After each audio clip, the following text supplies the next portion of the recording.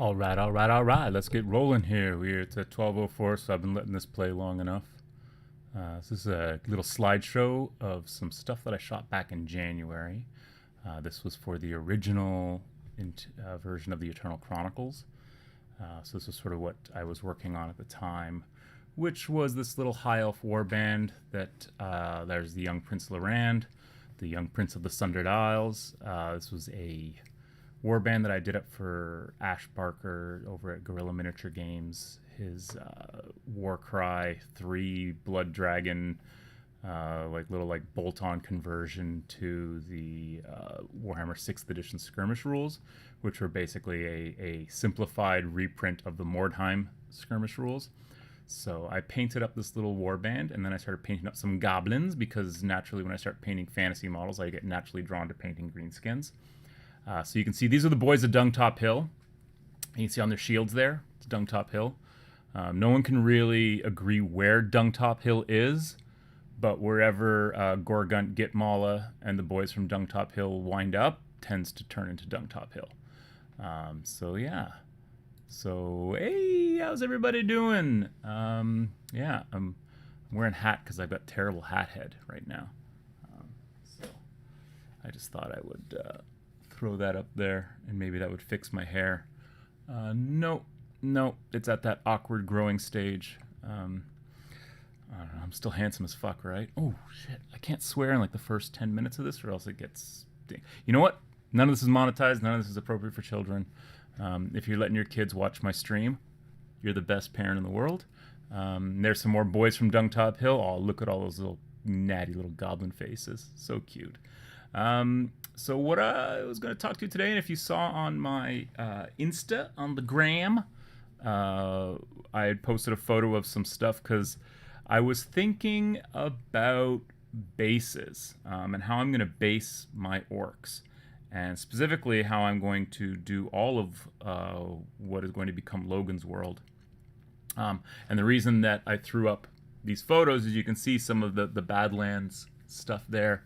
The terrain that I used, I will be using for Logan's World, because it is a Badlands Wasteland style table, Mad Max, and then I'm going to add in some techie stuff, some businesses, some settlements. I've got a few foreground pieces that I think will work really well as like Adobe Hut sort of thing. So I'm going to make a little Logan's World table, which will essentially be like a Badlands table, which will probably at some point morph into the Ash Wastes table for Necromunda that I'm super hyped to do once we sort of get out of the Underhive and into the Ash Wastes, because I think that's where things will get really exciting. And they'll start putting in vehicle rules into Necromunda, because I think you could do it easily. So Games Workshop, yeah, I know you've got a plan. Hopefully vehicle rules are on that plan. So yeah, I'm just going to see, hey, a bunch of people in the chat. Have you ever posted your goblin skin recipe? I could. I have a bunch of blogs and stuff that I have sort of like worked on here and there that are supposed to be like project blogs, but ends up what happening is well, the elves are there because the goblins are there, and the goblins love to fight elves. They fear elves, that they don't outnumber 2 to 1, but they love to fight elves because elves always have nice shiny trinkets that goblins can take. Eldar pirates incoming, says Alex. Awesome, good times. So yeah, so Logan, I will be posting like recipes. The problem is that my recipes tend to change with the wind, change with the seasons, change with my whims. The orc flesh that I'm doing on my space orcs is different than the orc flesh I did on my old hammer orcs. My old hammer orcs, I'm using a much more olivey green, which is that Russian uniform green, and then for my space orcs, I'm actually using a Reaper Meadow green, which is the base for my orcs. The goblins that you see in the photo there, what green did I use for them? I didn't use Goblin Green. I used something. Maybe I did use Goblin Green. Maybe it's Goblin Green with like a flesh wash, and then over... Dwarf Sember doesn't sound like a thing that actually exists. I'm pretty sure you just made that up, Alex. I know that it goes ORKTOBER, Novembork, Decembork, Januorcuary, Feborcuary. So yeah, every month is an orc month. So I'm going to switch to the overhead here and show you what's in the box, because that's what I had sort of thrown up there. Because I was thinking about bases and how am I going to do my Badlands bases. And I realized yesterday on yesterday's stream, when in my slideshow I had my Age of Sigmar Realm of Beasts themed Iron Jaws Orc Army up on the gallery, and I was looking at those bases, and I realized that I kind of already knew how my bases for my Space Orcs were going to go. So they're going to be like that, so Badlandsy, which will be a combination of all sorts of different things. But let's look in here, because this is my basing doodle, whatever you want to call it, my caboodle, my basing caboodle. So in here is all kinds of good fun stuff for doing bases on models. So just to start off, I've got some bits of ballast and sand here. I probably should have shown you the other box first, the Turtles one, but let's look in here because there's some good stuff in here. So these are just tufts, gamer grass, generally tufts, although there are some army painter and some warlord tufts as well, because I don't stand on one particular brand. You can see I've got some Gale Force 9. These are little tiny scale bricks, and I used these. I bought these for use on. And that, of course, that's actually not what that is, but that's just the lid for the box. So these are just little rectangle, scale bricks. Originally purchased for some Soviets I was doing for bolt action, because I was making a Stalingrad army. And maybe one day I'll finish that army and you'll actually be able to see it. Most of the infantry is actually painted. It's vehicles that are the problem. So that was for my Stalingrad army, and I actually used more of these when doing my Mantis Warriors for my most recent 40k Space Marine army. I used these on the bases as well to make little ruins. And then I've got some. This is a piece of brass, etched brass, made in China, which is why you can actually find bootleg versions of this, because most of this brass etched stuff that GW seems to use comes from somewhere in China. And I'm guessing that the manufacturer, manufactures 10,000, sends 8,000 GW, and 2,000 of them fall off the back of a truck and then get resold somewhere, because that's China. So I've used a lot of what was on here, and I'm probably going to use the rest of this for doing my Space Orc Badlands bases. Something else I'm going to use for my Space Orc Badlands bases, and I've got some here. So this is Warlord Razor Wire, and it's not been used. I just took it out of the packaging and tossed it in here. But it's a piece of wire wrapped around another piece of wire, and you can shape it and make little razor wire, barbed wire traps and things like that. So definitely some of that may end up on my Badlands bases. This is some razor wire, some scale razor wire that I actually picked up at a hobby store in Tokyo, Japan, and I've used. This is obviously, this is like a lifetime supply, so I've used this much of it. And this, the first army, I think I used this on, and you can see how it pulls apart, and it's actually way cooler than this Warlord stuff, because it's actually got little barbs etched into it. So this, on my Red Corsair army, which at one point I will get photographed. I have a photograph of it. I have a few photographs that were actually taken of the display army at Astronomicon when that army won Best Army 2010 Astronomicon. Fantastic Canadian-run tournament. Probably the best, and one of the only tournaments that I actually enjoyed going to, because it was all very narrative focused. Every table had a different scenario. So it was in no way a competitive tournament, more than it was just a fun weekend of gaming. And you could game competitively, but again, you're getting these narrative draws, and who knows where that's going to end up. So in the other thing here, which is definitely going to be used, because I picked these up when I was doing Iron Hands, and this, you can buy these like for nothing. These are watch parts. So, and there's some really small little glittery stuff on the bottom here you can see, and then there are larger pieces in cogs. So this is going to form sort of the basis for my junkyard bases for Logan's World. And this I will be using heavily on the orcs themselves, on their bases, with a little bit of ballast, and a few other bits and bobs that I will get into. I've got some mushrooms over here. These are cromlech mushrooms, and these, I believe, are also cromlech mushrooms. Thought I had some other company's mushrooms as well. And then I've just got some like tubes and stuff. So regular stuff. This is foam. This is sponge foliage, and it's two tones. So I've got a light green and a dark green. And when I take the top of the caboodle off here, we get down to it. We get more stuff. So these are GW skulls. If you go to the hobby store and you see that they're selling cork there, don't buy it. I got this at IKEA. This is a cooling mat, and I've got like a whole bunch of them more in here. And these cost me $1 a piece, basically. And you can just cut them and shape them any way you want. When I'm using cork, I will always go over the cork with white glue to plasticize it, and usually 2 coats. Because one thing I noticed when I first started using this, I would just put this on, prime it, and paint, and it easily chips. If you paint over it with watered down white glue, I'll show you a little, like here. So you can see here, it's a little shiny because I've gone over it with white glue. 2 layers, and it's hard to the touch now, and it's plasticized, and so it won't chip.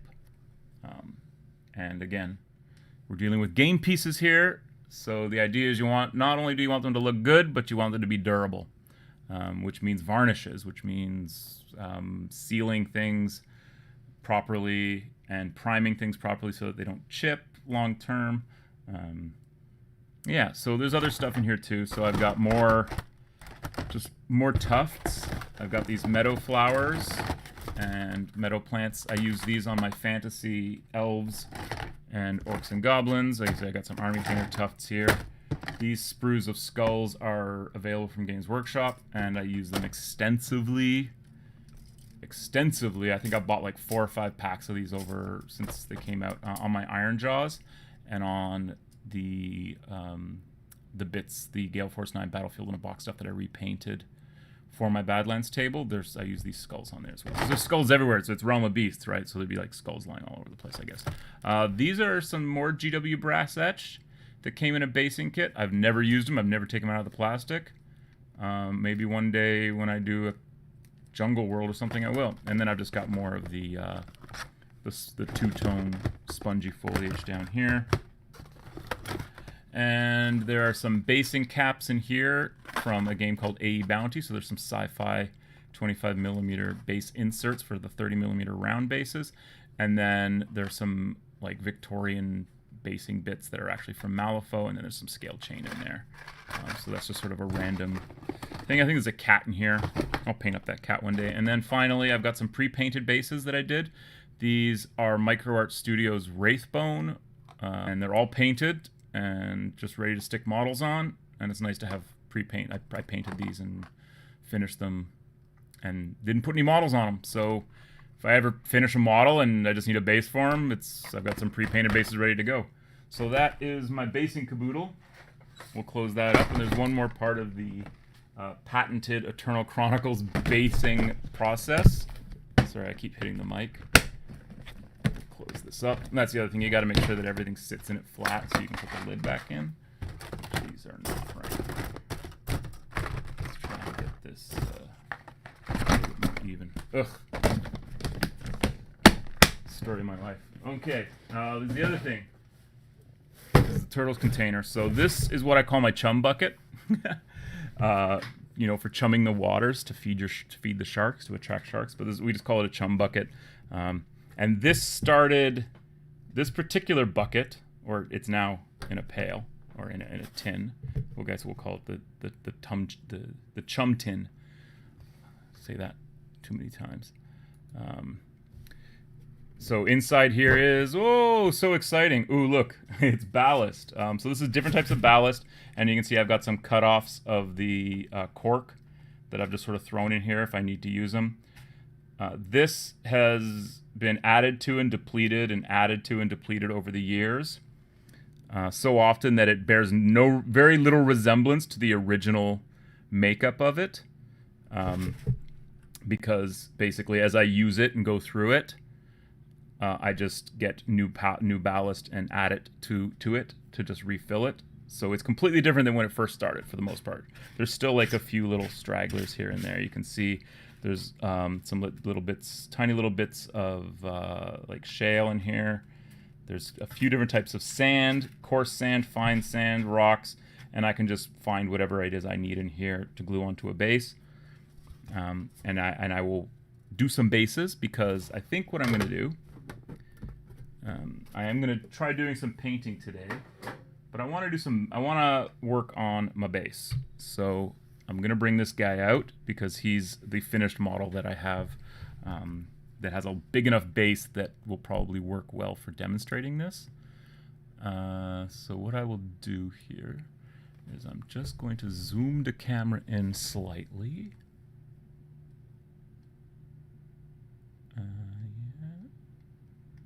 There we go. Move them up. And I'm going to grab the things that I want to use on this guy's base. So out of here, I definitely want to use this stuff.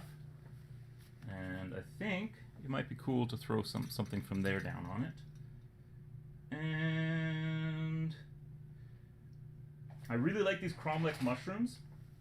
And I think I want to use a mushroom. Because part of my theming is that Logan's World has essentially had a orc space Hulk crash into it. So that is part of the lore that I'm trying to build for the campaign, is that there is a space orc Hulk that has crashed into Logan's World as a result of an Inquisitor's actions. Get out one of these. And I like this little thing here. I don't know, I guess it's supposed to be like a sewer grate or something. These little cogs here, which is kind of dull. This is cool. You could kind of have that like bent up on the base, but maybe, you know what, maybe we'll skip some of that. I don't know. So I'm going to get out my thing here. And I'm going to show you how I would do this normally, or how I'm going to do this. I'm just going to use super glue. This super glue is on its last leg, so it's perfect for what I want to do. And I'm just going to kind of drop some super glue onto, in weird shapes. You can see kind of like that. Maybe a little bit more there, just so that there's a good sized pile of it. And then I'm just going to take this and I'm going to shake it over the top of the base, and see what sticks. If it looks ridiculous, you know, I dump it off. So that's not so. You'll see sort of. You can see that the finer stuff is at the bottom. I actually married two separate ones together. One that was more cogs and one that was more of this.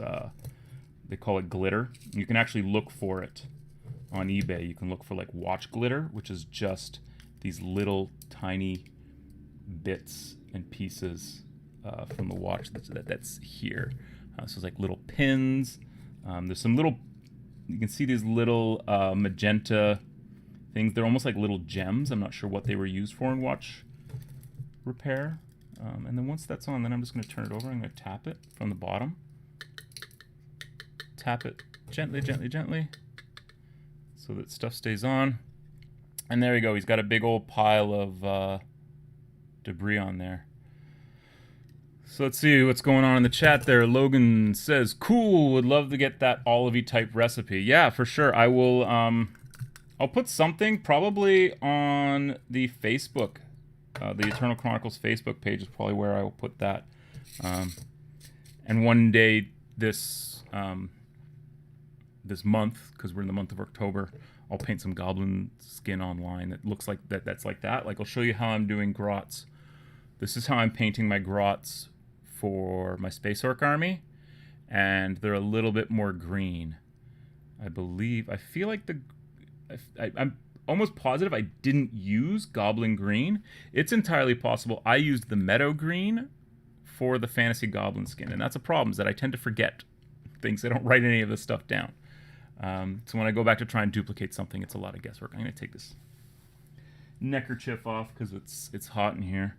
The only question I have is why we're taking orders from a dick and a neckerchief.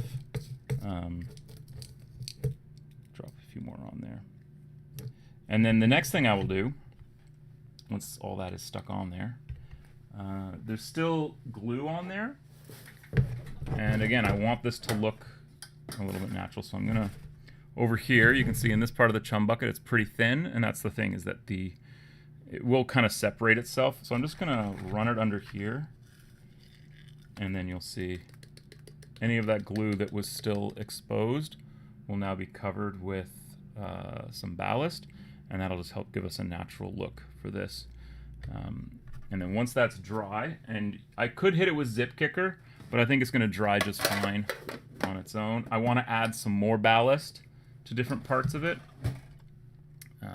And I may even add like another pile of rubble back here.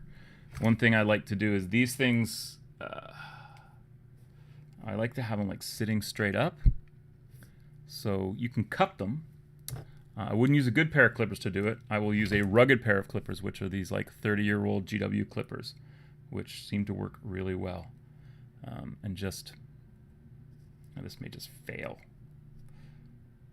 This one does not want to go. Let's try doing half of it at a time here.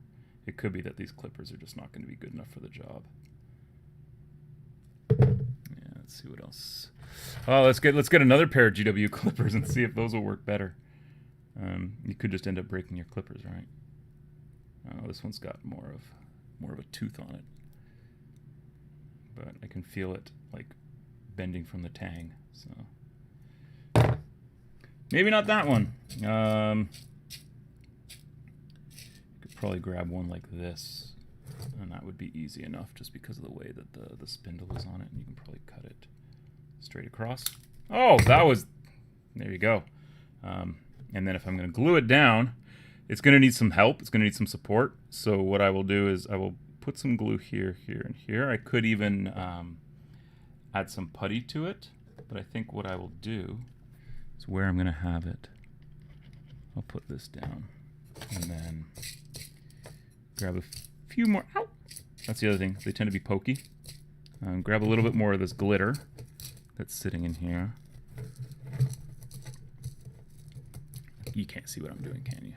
And I'm going to put this down here on the back where I put that glue, and then I'm going to kind of just drop some glitter around it and hope that it will support it and keep it up. Let's drop. Probably the thing to do would have been to use a little bit of green stuff to make it stand up, but we can drop in this things.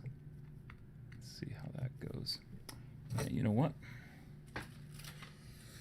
Why half-ass it, right? Why not do it properly? I'm going to do it on stream. Jank Master, Squattober, never heard of it. Doesn't exist. What are squats? Are squats a thing? Is that something you can get? How do I treat squats? How do I treat the squats when I get them? I had a bunch of squats. And I looked forward to squats in 2nd edition. And the only squats that exist in 2nd edition are the only squat army list that exists in 2nd edition is from the Black Codex, which if you have the 2nd edition box set, the Black Codex is basically the what would you call it? The ravening hordes of 40K, because they rebooted the entire game. So when the game launched, all the army lists were in, there we go, look at that. Whoops, okay. There we go, look at that. So I put 3 little blobs of green stuff on it, which I'm now going to just press it into the base here. And then fill around it, because I want that piece sticking up. So I'm going to grab my trusty rusty little This is a sculpting tool that I bought at Active Surplus for 50 cents, probably 30-something years ago, 30 years ago-ish, when I first discovered that you could sculpt and that green stuff was a thing, and that was something that people did, and that was how miniatures got made.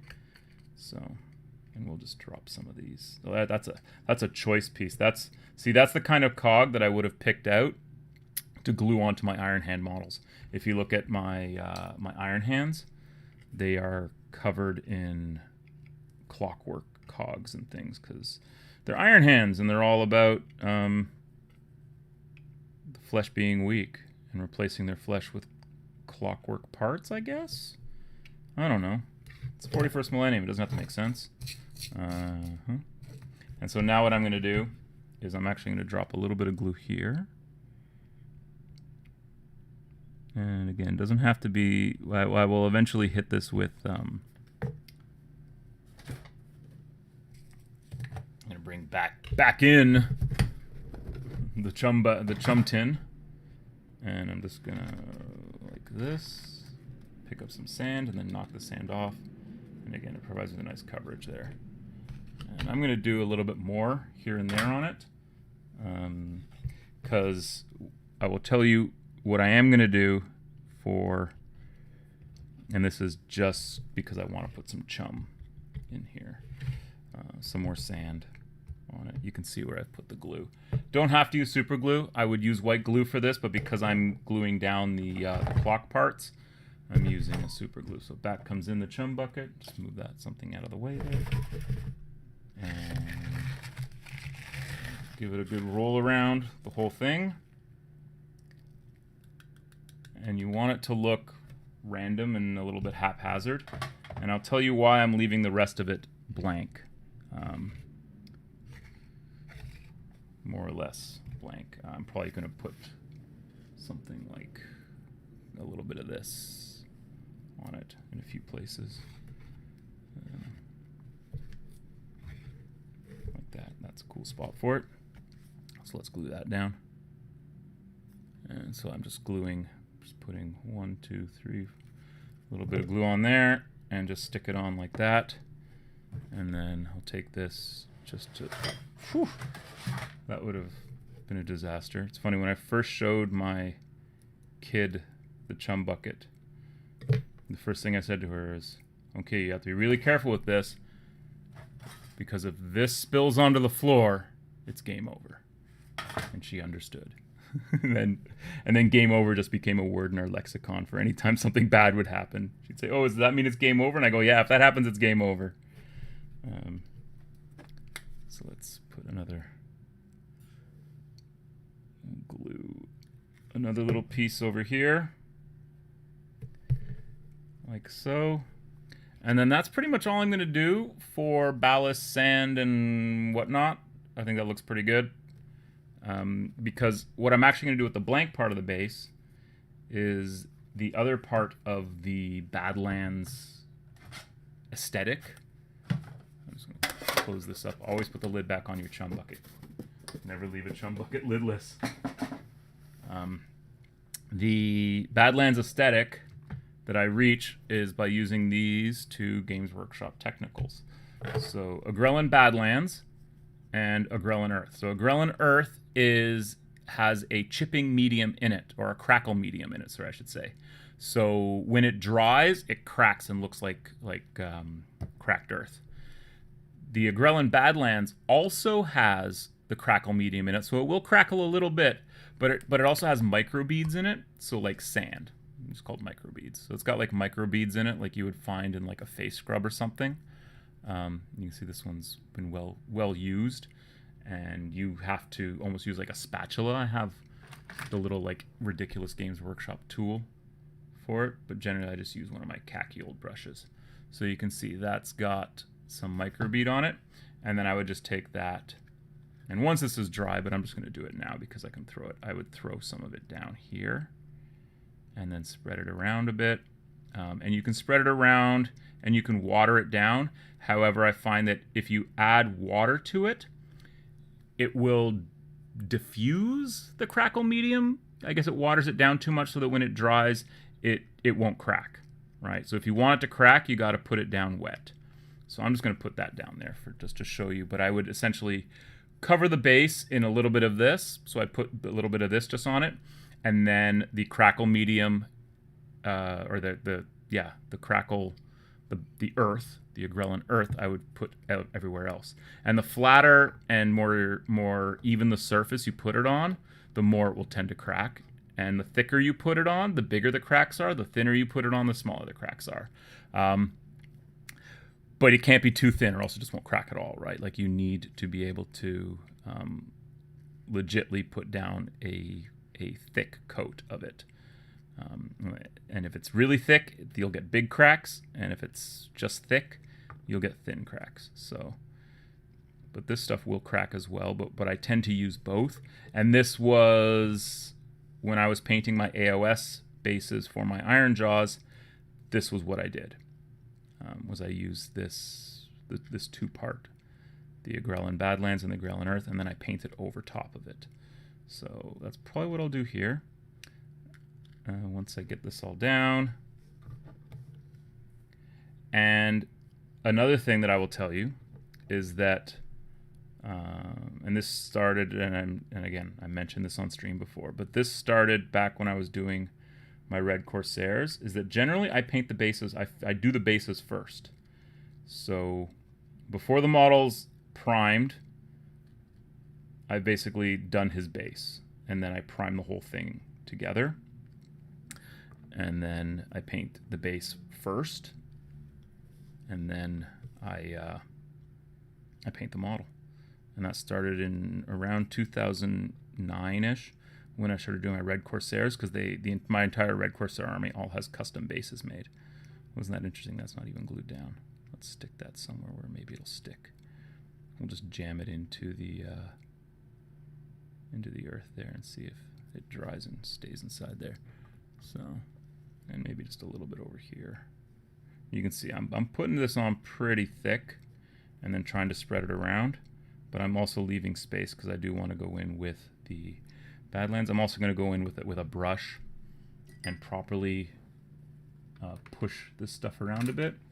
So you ready to see the brush that I'm going to use to do this? You thought my painting brushes were bad. Well, this is what I call a cack brush. And a cack brush is for literally just cacking stuff around. I don't even know what that word means, but so a little bit of water on the brush to help it run, and then just pushing this around because I want to get it around his feet, especially around the feet there. Yeah. And then we'll go around the front. So can you see the front there? Like so.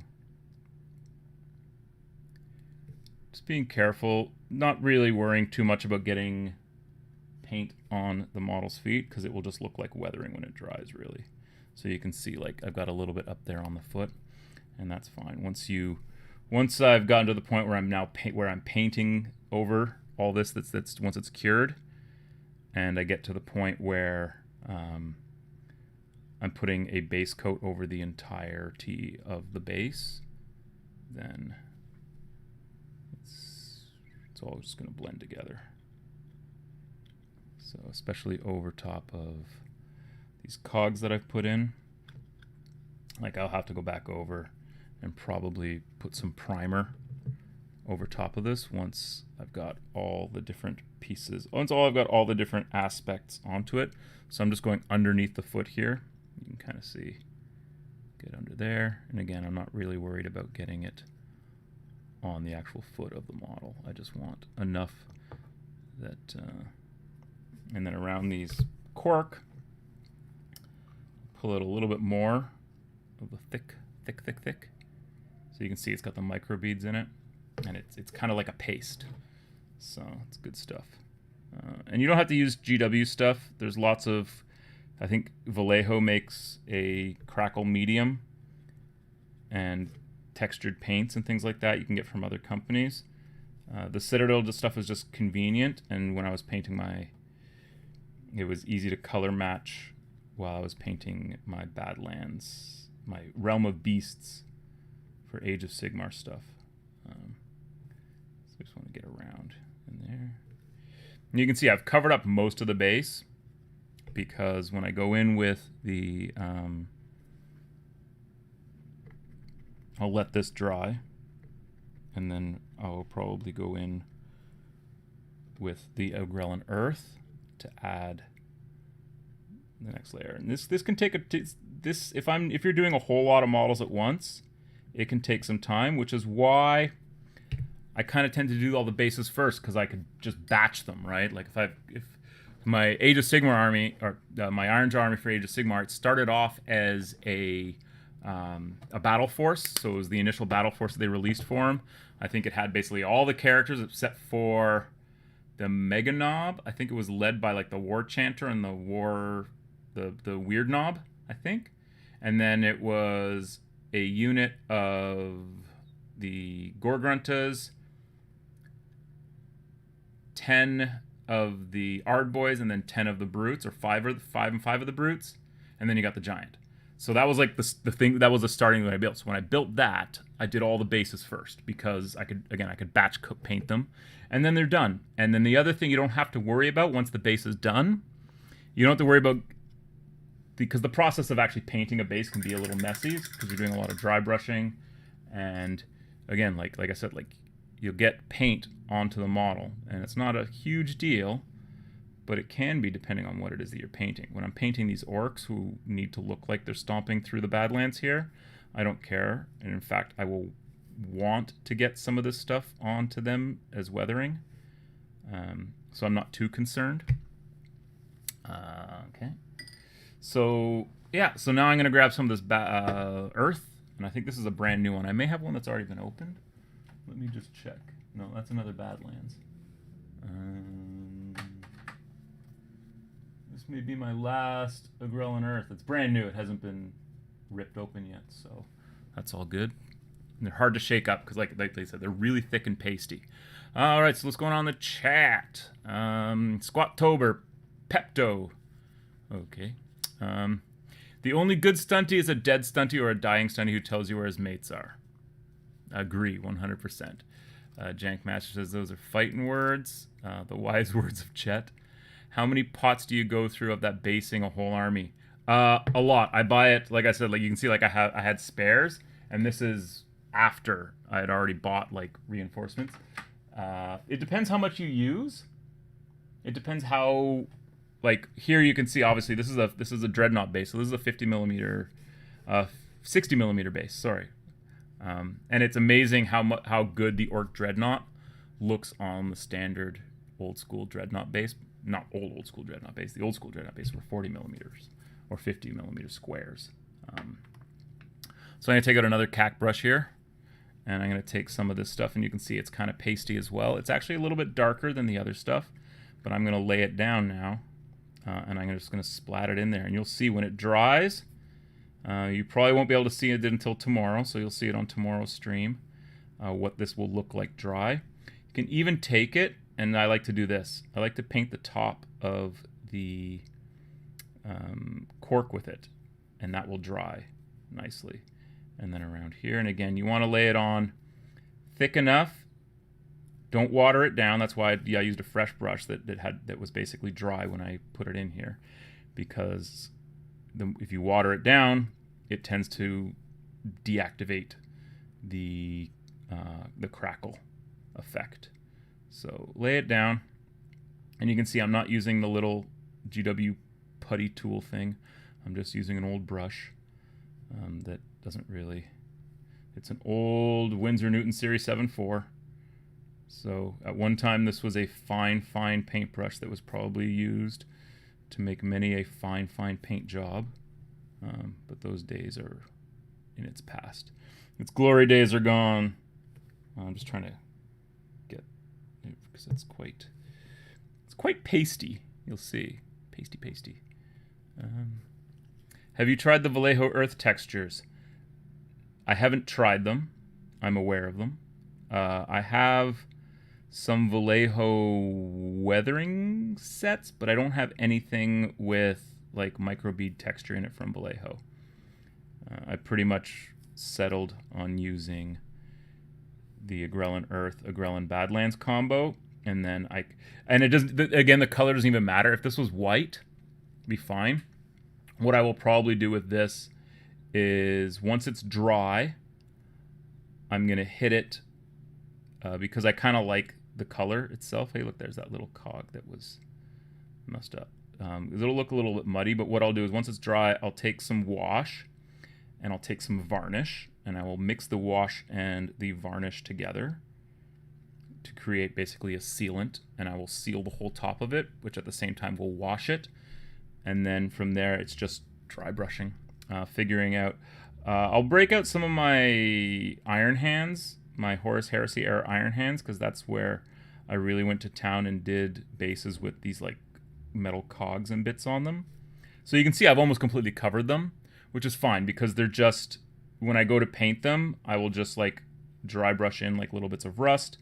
I've actually got some rust weathering pigments that I will use, which is what I used on my Horus Heresy iron hands to do the like junkyard bits, the little machine, the watch bits, because they come from the watch planet, but they're just meant to look like machine cogs. Just move this around. You want to make sure you I'm getting back in behind this cog here now, and you can see I've kind of just left the sand and stuff because you don't have to cover it, but and then I'm just gonna look at this and go, job's a good one, and I will come back. Let's just go around here a bit.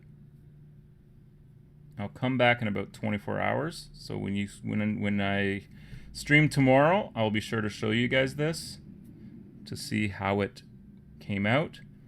But yeah, I'm thinking this is gonna be how we do. Just make sure I get it under the foot there. Get under the back foot, get right up to the foot, and then drag it out. And you can see like it'll mix and it'll clump, and you don't know what the finished effect is going to be until it dries, really.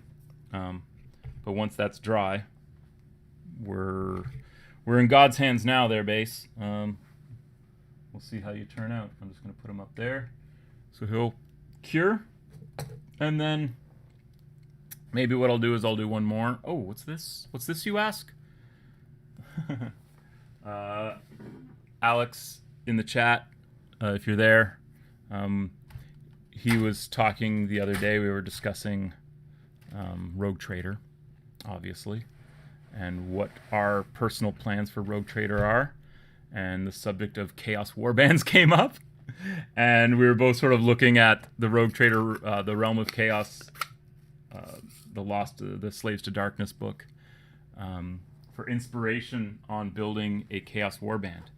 And I'm going to build a Chaos Warband, and this is pertinent to ORKTOBER because in the Freebooters book, you can make a Chaos Warband out of orcs. It basically has a separate followers table, so you have a separate starting profile table and a separate followers table. And then you roll from there, as opposed to rolling straight out of Slaves to Darkness, but all the Chaos gifts and the Chaos rewards and stuff would come out of Realm of Chaos. So, in looking for appropriate models to make Chaos Orcs out of, because again, it's not something that exists now, but it's something that existed then, so therefore I want to add it to my army. There you go, Alex, answering your question about Vallejo Earth textures. So, like this guy, who I primed this morning, just because I was priming a bunch of stuff this morning. This is hand priming. So he's got a chaos symbol on his shoulder. He's got some horns. So he's probably out there worshiping chaos. So I've got this idea that I'm going to try and see if I can pull off, and I might do it on stream, just because it'll be hilarious to watch me try and roll up. And that's the thing about Rogue Trader, is that everything is charts. So you're paying points for the luxury of rolling on a chart, is essentially how you build things in Realm of Chaos. Now, later on, that would change when they started introducing army lists and stuff. some of that randomness still maintained. I hate my hair right now. I think I'm gonna get my hair cut because it's driving me crazy. I have fine hair and it's got a mind of its own half the time. And whenever I look at myself on stream, I go, fix the coif, man. And it's also hot in here right now because of the lights. So yeah, I was priming this today as well. Yep, that's right. So this will be part of my blood axes, as opposed to the other thing that I might actually try and do a freebooter speed freaks thing for bikes and stuff. We'll see how it goes, because I've got 3 of these buggies, right? And the other 2 buggies I might just paint up. I think they would look really cool as Jeeps, so I'm gonna paint them up in like my green, my like military green that I did on the track. So I think having a bunch of these guys as like Jeeps rolling around will be awesome. So that'll be part of Blood Axes. And you can totally do that because, again, Blood Axes, you can take tons and tons and tons of mech boys in. So you get lots of vehicles and lots of looted stuff. So I've got big plans for that, and that is phase 1 of this Orc Army. Phase 2 is freebooters. And freebooters is anything goes. Freebooters is when the gloves come off and it's no holds barred in terms of making crazy orc things. And that's one of the things I love about Rogue Trader.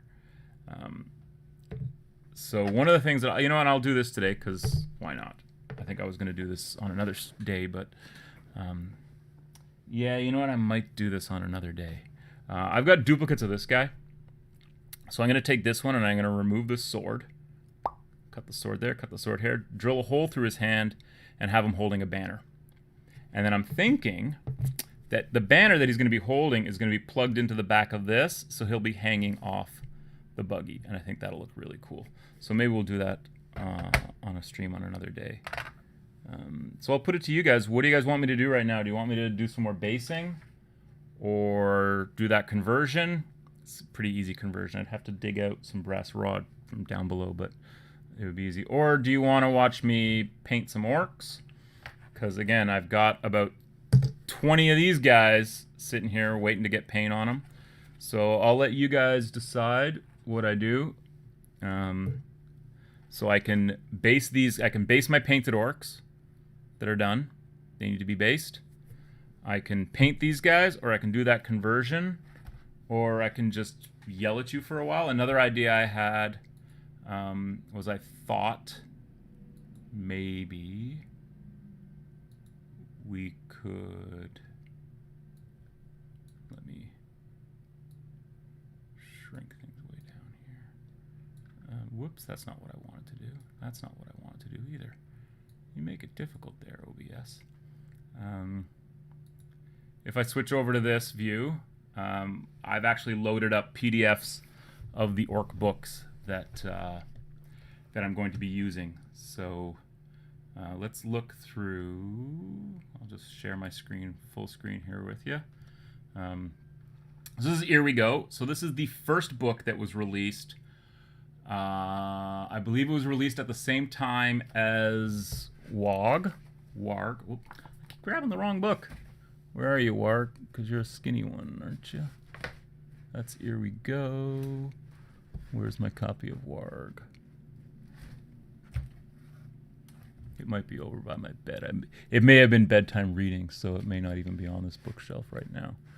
But it's the other book. So Here We Go and Freebooters are the 2 books that have the rules for playing orcs, space orcs, in 40k Rogue Trader. This is late Rogue Trader, so this is 1.5. So you're using the battle manual and you're using the vehicle manual. This is the battle manual. What the battle manual was essentially a rewrite of the rules. So you still, Rogue Trader, this book, you can see how this book was still relevant. It was still pertinent, but a lot of people will call the release of the battle manual version 1.5, because this is when the game was starting to move towards what would become 2nd edition 40k. So I just want to check my things here and make sure everything is cool. Hey, look at that. Infinite Mies now. So yeah, so there we go. So that's the battle manual, and it was essentially a rewrite of the rules, right? Everything. And if you look at the way that this is laid out, you'll see how it formed really the DNA and the prototype for all Games Workshop rule books to follow. Really follow the battle manual format. You can see it all here. And then you've got all your weapons and stuff. So they redid all the rules for all the weapons. So if you had the battle manual and you had the vehicle manual and you had the compendium and the compilation, which gave you army lists and expanded rules and certain of that, you didn't need Rogue Trader at that point. The Rogue Trader rule book was actually pretty irrelevant by the time, like when the battle manual stuff came out. And this battle manual stuff was actually published in White Dwarf, because that's what they used to do back in the day, was that they would put rule stuff, they would publish it in White Dwarf a few months before they released the actual book, so you got your hands on rules, and they call it experimental rules. And all of this was experimental rules. And the biggest change was probably hand-to-hand combat, if I remember correctly. Yes, because that was what became the hand-to-hand combat rules in 2nd edition. The hand-to-hand combat rules in Rogue Trader were essentially Warhammer Fantasy Battle style, and they found that as people were playing larger games and there was mixed weaponry and units and different size units and stuff, it became unwieldy to play the game that way. And the way that people were wanting to play the game used like lists from these books, right? As opposed to using the create your own dude rules that existed in Rogue Trader, which we can go look at if we. I plan to at one point. I want to do a real overview of the game, but I wanted to talk about orcs in terms of how they relate to Rogue Trader. So if we go into the Rogue Trader rulebook here, and you can see here's our combat. So all of this, pretty much all of everything from movement, shooting, hand, all this was changed in the battle manual for the most part. So if we go to alien creatures, and then there should be humans, psychic, legion, rogue traders, assassins, abhumans. Where is the Eldar race and the craft world orcs, ancient slan, Zoats? Weird. Okay, so let's look around page 200 or so. See if that puts us any closer to what we're looking for. So here's Tyranids. So let's go up, because I want to find the orcs, and they're here somewhere. And there's a great, here we go. So there's an amazing bit of background on the orcs here, where they talk about the first time that orcs and humans met and didn't think much of each other and just started killing each other. And they've been doing that ever since. And one of the things I like about the orcs is that the orcs in Rogue Trader are very different than what the orcs would become in 3rd edition going forward. The orcs in Warg, the orcs, have a society, have an orc culture that you kind of buy into in the internal logic of Rogue Trader. So yeah. And you can see the way that you would do is you would choose what your guy is, and then roll up. So what do you get? Well, you roll a d6 to see how many rolls you get to make on the special weapons, right? Or this is making a squad of guys, and it's totally random, and you're never going to get what your models are armed with. So for the most part, we didn't, right? For the most part, I look at this guy, and I'm just going to switch back here. Let's go back to over here. Close that up now, just for now. I'll get better at this one day. So I look at this guy, and he's got a bolter, and he's got a bolt pistol and some kind of close combat weapon. Well, how many rolls am I going to have to make on the weapon chart before I can get what this guy's equipment is, right? If he was a knob or a character or something. So they essentially, in the Book of the Astronomicon, they created the concept of the army lists, and those army lists were generally for campaign, and they were pre-built lists. So even in the back of the Rogue Trader book, the Battle of the Farm gives you 2 pre-built lists. doesn't give you lists to build from. It gives you lists of take these models and play this scenario, right? And then in the Book of the Astronomicon, it's a little bit more freeform, as in like you can buy a unit of these types of guys, you can buy a unit of these types of guys, and this is what they're armed with. And they may have one or two options, but it wasn't until people started wanting to play the game without a dungeon master or without a game master that that 40K became more of a battle game, and there was more involved in prepping the game. It's still involved with tons of random rolls, and so even to this day, the wonderful orc army lists. Where did that tell me I didn't close all that? No. Okay, the orc army lists. So we'll go into. I'll show you chapter approved here, and this is the first time I've done this kind of like this screen capping thing. So display capture. So bear with me. So in here, fantastic. This is the first supplement for, and let's have it make sense. So this is the first supplement, Book of the Astronomicon, for Warhammer, and it was published, I think, 6 months to a year after Rogue Trader. I'm not entirely sure. Pretty soon after. Let's see if we got a publishing date here. 88, and I think Rogue Trader says 87 or 88, so same year, basically. And again, you got Game Master's information. So that tells you right now. This is the Rock. It's hilarious. And I love this stuff because look at these Space Wolves, you know. And then I think in the Book of the Astronomicon, there's a Ultramarine Librarian that's half Eldar. Fantastic stuff. So here we go. So here are your Space Wolf troops. So as opposed to being a list for building Space Wolves, it says, here's what you get. You get 6 of these combat units. So you need 6 of these. So you need 6 units of 5 guys to play this scenario. So Games Workshop's saying, you better have 30 Space Marines. Wait, sorry, no. You better have 40 Space Marines. Oh, wait, sorry, no. You better have 50 Space Marines.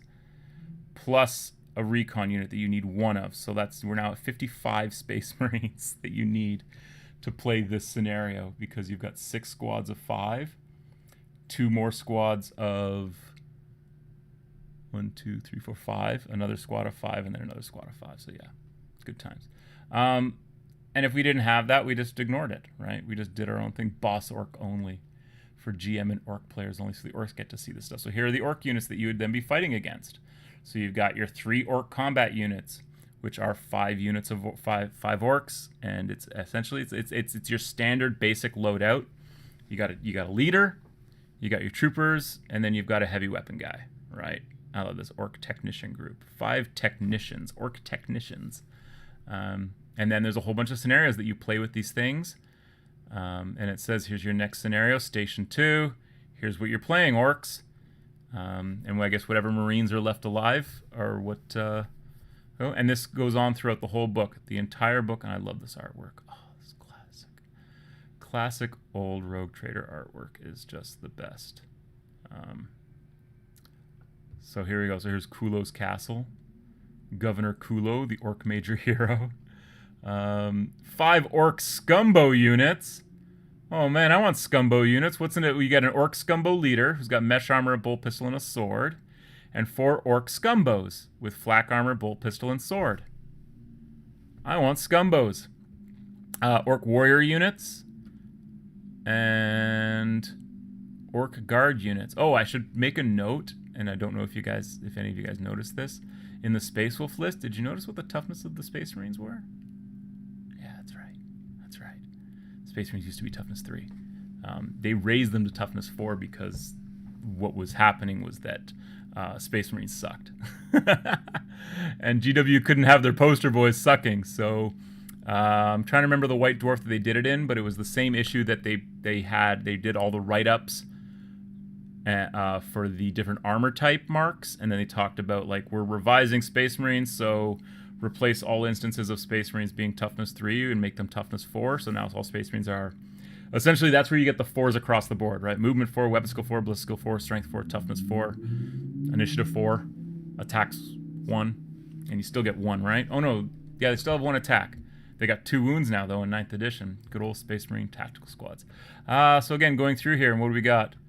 We've got something called the Wolf Time, which I think that's this whole scenario is called the Wolf Time. So yeah, because you're invading the rock, and just look, just great. So yeah, so this was how they did army lists at this time, which was less of a list. Oh, there's some squats for you. You like that? Yeah. And what else we got? We got some Eldar here, some Space Pirates, some Uriel's Raiders. Yeah. And if I do Eldar, I may do this scheme. The dark blue with the yellow helmets with the wavy stripies on them. I have some old metal Eldar Raiders, and there's some orcs. Nice orc boy. And this guy, who you can actually buy a model of, Nightmare Games, makes a miniature of this guy, and it's pretty accurate to him. And then that way you got a rogue trader, right? There's our Space Marines. Oh, and then of course the obligatory advertising in the middle of the book, which is just sort of reprinting. These would have originally appeared in White Dwarf and then been reprinted in here for your convenience, so you can see all the different types of Marines that were available at the time. And of course you got your RTB-01s, your classic plastics, and then down here we got your Jet Cycles, we got your Dareds, Doritos, and then your Space Orc Raiders. So here was the Space Orc Raider box, and I've talked in depth about the models that are in here. And then a Space Orc command group. So which models of these command group do I have? Well, I have this guy, because he's the boss. He's the one that says top on his shoulder. And I have this guy with the banner, and I don't have any of these guys. Sorry, I'm just going to check in on how things are going on the chat quick. Just make sure that I'm still streaming, because I get paranoid when I can't see what's going on. But as I'm sharing my screen with you guys get to look at orcs. So a lot of these orcs I own. Now let's see, I'll go through it. Own it, own it, own it, own it. Don't own it. Don't own it. Own it. Don't own it. Own it. Own it.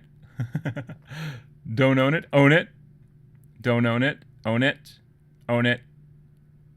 Do I own this guy? No, I don't think I own this guy. And then down here, I own this guy. And one of these standard bearers, this guy here with the helmet. I'd love to get my hands on one of these musicians. And this guy here, I'd love to get my hands on him, because he's just a cool model.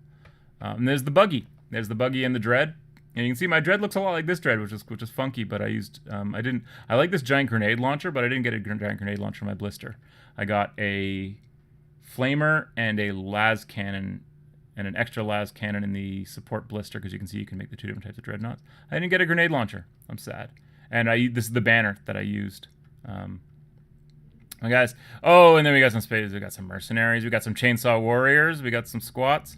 But I want to get past all this. Although, you know what? Let's look at it. Let's look at some of these models. So I own a bunch of these that I originally had. Some of them were bought brand new, and I still own them. Some of them were acquired more recently when I was trying to fill out numbers so that I could at least make a squad of 5 Eldar with shuriken catapults. It's surprisingly difficult to get 5 Eldar with shuriken catapults. I have a bunch of these Space Pirates, and I want more of them because Bob Ollie is fantastic, and I love some of these models. Don't own these Zoets. May or may not have owned many of the models on this Imperial Army page over the years. Same with these. This Ogren is somewhere en route to me today, right, Alex? Yes. And then we've got the Devastators. These came in a box together, which was kind of amazing. So you got the Squat Mole Mortar, you got the Imperial Guard with the Tarantula, and then you got the Space Marine Landspeeder. You get all 3 of those in a box called the Devastators box, and that was cool. There he is, Marnius Calgar, the Imperial Commander. And the Vincent Black Shadow with the sidecar. Awesome. And then some more. I have this guy. Commander Arvel Swift Eye. He's cool. And I have some of these guys too. I have the one with the harp. And I have... No, I have this guy. Yeah. Great models. I've never seen these in my life. And I completely forgot about them. These 2 little jump trooper guys. Completely slipped my mind that they even existed. And when I saw them, I was like... How do I not remember these? And I just don't remember them. It's impossible that I either missed this photo because I was too enwrapped in looking at space elves to worry about what was underneath the space elves when flipping through the book, or the White Dwarf, and just never saw them. But I was like, oh, cool! I didn't know that Bob Ollie did some jump troopers. Neat. So here we go. So here's a White Scar Space Marine list. So this is more of an actual like build your list. So it says point range 500 to 1,000 points. And you have to roll to see what you get in terms of your characters. So you're rolling on a D100, and you could get everything from an Adeptus Arbite. 75% chance of an Imperial character. So first you have to roll the 75% chance. And if you get that, then you roll your D100 to see what character you're going to get. So you can get anything from an Arbite to priests to navigators to an assassin to an Inquisitor. And then your Space Marines. So then you can pick. You can take 0 to 1. And back in these days, and this stuck with the lists pretty much all the way through, even in 3rd edition when they just sort of changed it to like more generic Captain or Chapter Master. The Chapter Master was never on the field, right? Because he's a Chapter Master. And that kind of changed as Warhammer became more Hero Hammer. So you would instead, your biggest, baddest character you could take would be a Lieutenant Commander, which would be your 2IC, right? Your second in command. Company captains, and you had to take a company lieutenant. Remember we didn't have lieutenants? And then now we have lieutenants again? Well, you had to take one of them. 0 to 1 Master of the Apothecary, 0 to 1 Chief Librarian, 1 to 3 Medics. Notice they're not called Apothecaries, they're called Chief Librarians. Or they're called Medics. And then the Librarians, and you have to take 1 Chaplain. And look at the photo that they're using for the model, because there were no Chaplain models at that point. You could take 0 to 2 Astropaths, and you had to take 2 to 6 Tactical Squads. So building an army from here, and you can see you have to take 1 Elite Squad. So 30 Marines. You need 30 Space Marines before you can leave the house to play this army. So you can see you've got 2 to 6 Tactical Squads, and they are 10-man squads. And notice that toughness. And then down here, same thing. 8 Marines with additional bolt pistols. So your elite squads, your soul drinkers, and this is a White Scar list, remember, were basically guys with weapon skill to skill 5 and 2 bolt pistols. And 1 guy with a plasma pistol, and then your sergeant with a hand flamer, a chainsword, and frag grenades. And notice there are no options here, right? Same thing with your tactical squads. There's 7 Marines with bolt guns, 1 Marine with a flamer, 1 Marine with a heavy bolter, 1 sergeant with a bolt gun.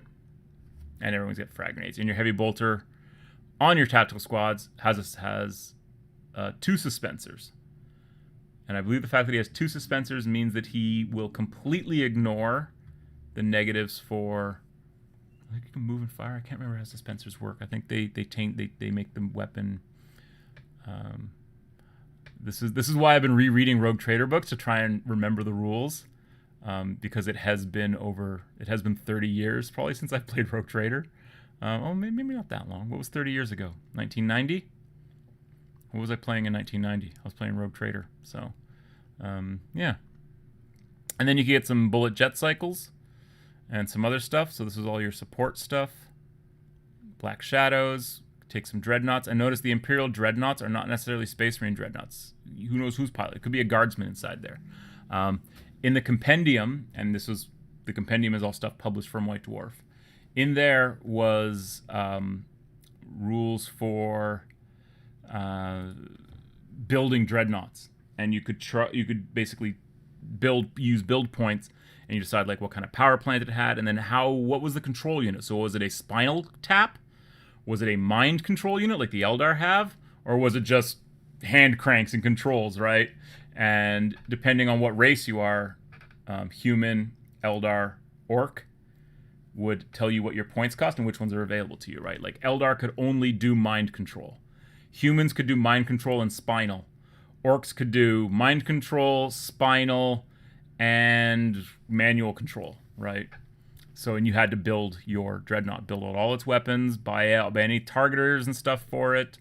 I think mind control gave you like a bonus to your initiative, and then also meant that all your weapons counted as having targeters built into them, as opposed to having to buy individual targeters for the weapons. And that's just the way it was back then, man. Making an army list was an all-day thing. Like, I can remember when Nico and I would get together to play, We'd start in the morning, and we probably wouldn't start actually playing until the afternoon because we'd be sitting across from each other with rule books and stuff, making army lists. And it got easier. I mean, we got quicker at making the army lists. But yeah, there was. So here we have the Imperial Army. So this is your Imperial Guard. Same sort of thing. You got to take a lieutenant. You got to have an LT in the field, man, because he would be there, right?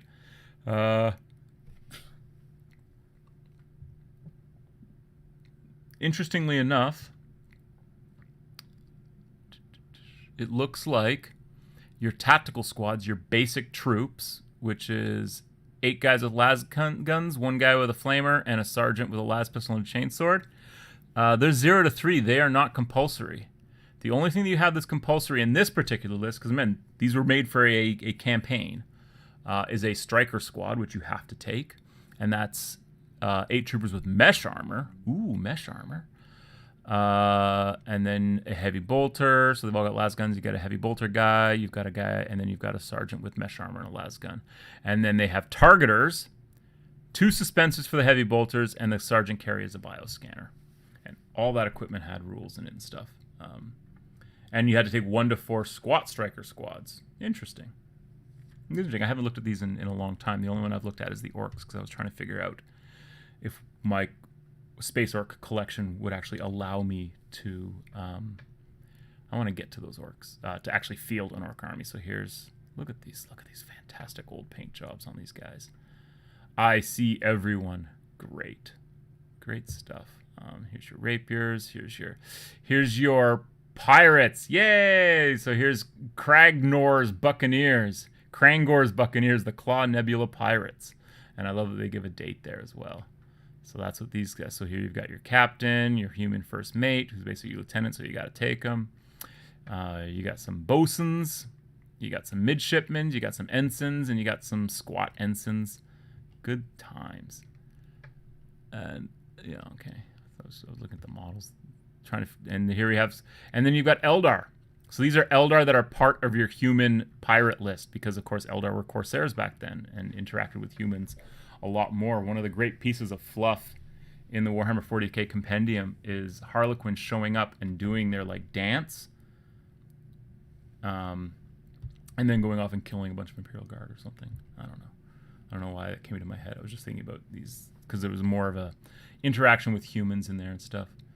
So here we go. So this is not an Eldar army list. These are just Eldar you can take in a human pirate list. You got that, Alex? Because yeah, I'm going to use these lists and build things from these. Because Hugh and I were talking about well, how are we going to build lists? And we decided, F it, right? Just do what we want. It's really not important. We just show up with models and really let the narrative drive what we're taking. Let's get into those. More classic paint jobs. This has now become an episode of me just going through the Book of the Astronomicon. So if you were expecting ORKTOBER, hey, ORKTOBER, look at this. So here we have Luggub's Drop Legion, the Charadon Orc Task Force. So if you remember the Arch-Arsonist of Charadon, who I believe the mention he gets so this is the first place he's mentioned in, but previous to that, or not previous to that, subsequent to that, in the Orc codexes, there was always the Charadon space, and then it would say home of the Arch-Arsonist, and he'd be referenced in the lore. And I think in the Armageddon books, he's referenced a bit. And so this is it. So here you go. You got 0 to 1 overlords. You got to take a war chief because that's your lieutenant. And you can see their profile. Toughness 5. Look at that. 3 wounds on you. This is an Orc major hero. He is also an Orc major hero, so he will have the exact same stat line, because generally stat lines were minor or hero, minor or minor hero, major hero sort of thing. Minor hero, so these are all your minor heroes and your champion. So it's, yeah, champion, minor hero, major hero. And I like this, the Commissar, who's our surgeon, tortures. 1 to 2 shamans. Remember I said that they used that Orc shaman? They actually used the other Orc shaman for the picture in here, because there were no such thing as weird boys. They didn't exist yet. You got 2 to 4 commissars, and this predates Imperial Guard commissars. So orcs had commissars first. So stop biting on our stuff there, Imperial Guard. Discipline masters, 3 to 6 grenadier squads. I think the next time I'll do this, I'll load the chat up on my iPad and have it in front of me, so that while I'm sharing the screen, I can actually monitor the chat. because I can go back and take a look at the chat. Let's just switch this back over to here, and then I will pop this back up, and let's take a look at what's going on in the chat. Inquisitor Savac says, I like them as they are more cost-effective than GW. Most definitely. Most other paint companies are more cost-effective than GW. That's the only GW texture I used. The snow, yeah. And the snow is, I believe, it's like the micro bead. Because there's two. There was something Blizzard, and then there was one that was like Ogre theme. I can't remember. Who's been waiting the longest? Conversion would be cool. Dungtop. Yes, the boys from Dungtop Hill. Oops, no robots for you. That's not true. That's not true. I can have robots. Mech boys can do all kinds of things, man. Alex says, don't worry. Speaking of squats, my chaos forces are bolstered. Shout out to the amazing Logan's Miniature Market. Yes. As Kismet would have it, as whatever you want to say, whatever you want to call it would have it, we just decided that we were going to do a Logan's World based on the fact that our good buddy Logan over at Logan's Miniature Market was able to hook us up with a whole pile of classic Rogue Trader era blisters and loose models, but blisters. Ooh, sealed blisters. That's right. I'm going to rip these open on camera, boys. Wait for that day. That'll be great because people who like to collect things new in box are just going to weep. I actually have a blister that I'm scared to open, and I haven't talked about it on chat because it's an old Hammer thing. I think I've talked about it elsewhere previous to this. But I have a blister that I bought, and I paid a fair bit of money for it. I'm not going to discuss how much I paid for it, but it's a very rare blister of some very rare models.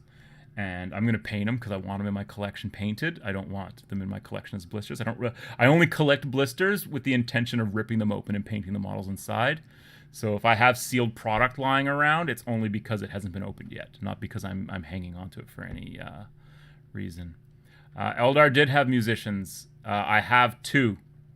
I have one that's just got like the things, and then I've got the harpist. So get some rules going for him and figure them out in Rogue Trader. Because again, the thing about Rogue Trader is that it is narrative, heavily narrative.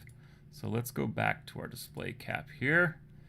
Go back to talking about orcs. So to play this campaign, to play orcs in this particular aspect of the campaign, this is an actual army list. So it says up here, army list. You need 1 war chief, 1 to 2 shamans. You got to take a shaman. 2 to 4 commissars. So we're now at what? 4 models, and that's just characters. 2 to 6 listen masters. We're now at 6 characters minimum. 3 to 6 grenadier squads, which are all 10 orc squads. So now we're at 36 models. Just before you even leave the house, 46 models because there's another 10. 56 models because it's 2 squads. 66 models. So to play this orc army list out of the book, you need 66 orc models, and they better be right, or not, right? Like, who gives a shit? Looking at these minimum, it's amazing that we ever played any games of 40k at all. I was chatting the other day in our Discord chat. And I was reminding my friend Nico about, remember that time I rage quit Imperial Guard? Because I had bought the plastic Imperial Guard regiment and a bunch of other plastic Imperial Guard models, and I just assembled them the way that I wanted. And then when it came time to try and make an army list, and I was using the list, the Imperial Guard army list, which is in the compendium, which I believe you require a minimum of 3 tactical squads, which means you need 3 squads of 10 guardsmen with 8 of them with las guns, 1 of them with a las cannon, and 1 of them is your sergeant who has a las pistol and a chainsword or something. Maybe, I don't know, maybe just a las pistol or a las gun. And you need that. That's just to get out the door, just to get your minimum troop requirement. So you can see that you know, and I mean, it's not like things are all that different today. Like if you look at 3rd edition to 7th edition, the minimums were always 2 troops in an HQ. right? And what were your 2 troops? Well, you could min-max and take 2 troops of 5 Space Marines. So therefore, your minimum buy-in to play the game was a Space Marine character and and a tactical squad, right? So that's not so bad. But again, that's not gives you enough points to play. It gives you enough points for a bring in battle or something, right? You can just bring some stuff to put on the table. But I find it hilarious that this Orc army list requires 66 models before you even leave the house. And you got some other cool stuff in here, Dreadnoughts. And look, oh, Vincent Black Shadows. So yeah, I could buy 5 Vincent Black Shadows and put a squad of Orcs on them or something. Rapiers, Laser Destroyers. And then we get into the Eldar. So here's the actual Eldar Pirate Raiders, not the Eldar that are pirates, part of a human pirate. These are Eldar pirates. And they've got great names like Malefactors, Prefectors, Probody. Where's all this stuff from, man? And here we go, 2 to 8 Serpent Squads. So your Serpent Squads are like your basic core. It says even here, Standard Eldar. And that's a 5-man squad. So this is what I was trying to make. I was trying to basically make Serpent Squads. So I need 3 warriors with shuriken catapults, 1 warrior with a melt-a-gun, and a leader with a flamer and a power sword. What is that? All right, so down here we've got the Dragon Squads. 2 warriors with shuriken catapults, 1 warrior with a flamer, 1 warrior with a heavy plasma gun, and 1 leader with a plasma gun. I don't have those Eldar in my collection. And then Zoets, because I guess the idea was that Space Zoets and Fantasy Zoets like to hang out with elves. It's just a Zoet thing. They like to hang out with elves because you can take Zoets as allies in Wood Elf and High Elf armies. I think any army that's generally aligned to good can take a Zoet, but they specifically mention in the Zoet lore in this book, Army's book, they mention in the Zoet lore that they like to hang out with Wood Elves because they are like forest protectors themselves. Jet Cycles, Gravs, Stolen Speeders, awesome. And again, a lot of the stuff was, hey, scratch build it yourself, make it yourself. And then we've got Adeptus Arbites, Stugin Deathwalker, the Penal Legion Major, amazing. And you can see this is where they're really starting to codify the lore of the Imperium. Not necessarily the lore of 40k, because the lore of 40k would grow out of 2nd edition, really. Out of the codexes and all the lore that's been there. But the Imperium, they're kind of trying to like, they're stuff that they're expanding on what they established in Rogue Trader, and I think everything that they do just tries to make it a little bit less derivative, because Rogue Trader is so firmly tongue-in-cheek satire and whatever of popular fiction, science fiction at the time, and fantasy fiction for that matter. So we've got assassins. So again, we've got named characters in here. Inquisition. Look at how awesome these Inquisitors are. Look at the art for them. It's fantastic. Ian Miller. Oh, look at these little Ian Miller sketches. Amazing. Look at this. Hernando Jerkance, the Navigator. Awesome. I love this stuff. These books just don't get enough. Terminogre. The afterwards in here's just the Terminogre. So it's an ogre with bionic bits and designed by Nigel Quinlan. It's hard for me to read that. And then you've got advertisements for books, and then we've got a weapon summary, which would change when you get to the battle manual.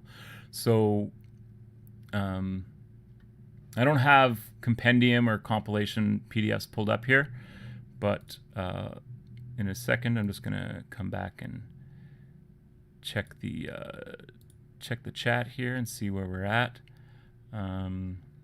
Adeptus of the Silly Walk, says Alex. So let's go back to, let's do that. Let's go back to Here We Go. So Here We Go has the Blood Axe army list in it. And I'm at like 130 now, and I haven't painted a single model. Oh no, I painted a base. You guys got some painted today. I painted a base. So for the most part, the army lists could have all been the same list. This goes through your rules, talks about the advantages of having Pain Boys in battle, which is mainly only The only advantage really is in campaign play. Sorry, I'm blocking my mouth with my hand. Bionic bits. So again, tons and tons of lore. Look at that. That's a great piece of artwork. Poor little orc and his poor little arm. So let's skip all the way through all this good stuff, because this is all good stuff. And let's get down to some of the arm. Oh, and this is why this uses the vehicle manual. So this is why we call this 1.5, because they never seem to be able to get the way vehicles work right in 40K. I think that second edition went a long way to fixing it, because it took away these ridiculous charts with the clear acrylic targeting template, which I need to find one of because I want to play this game. And I thought I had one tracked down, and it turned out to not be so. So these are your battle wagons, and then the upgraded battle wagon, which has the blitz cannon on it. And you'll notice that the transport capacity is as many orcs as you can stuff onto the model. So as many more models as you can fit inside. This will vary depending on which models you choose and how many you're able to squash into or on the battle wagon. Any models which fall off during the game are adjudged to have actually fallen off, so players who feel capable of fitting dozens of orcs in their battle wagons should watch out. Amazing. And then the same thing for the blitz cannon. As many orcs as their servants as you can get inside. This is the Gob Smasher, so this is another battle wagon variant. And the only one they made versions for, the only one they made a model for was the basic battle wagon, and you had to convert the other ones yourself, because that's what you did back in those days. Now, they wouldn't even make rules for it unless there was a model, right? And models that did exist, that had rules, that no longer exist, are gone, right? The War Track, so when I use my War Track, these are the rules I would use. The Scorcha, I primed my Scorcha today, because that's going to be a Blood Axe thing. And then Orc War Bikes, I don't own any Orc War Bikes. Orc War Bikes. I have a Knob Bike, though, but I'm probably going to use that for freebooters.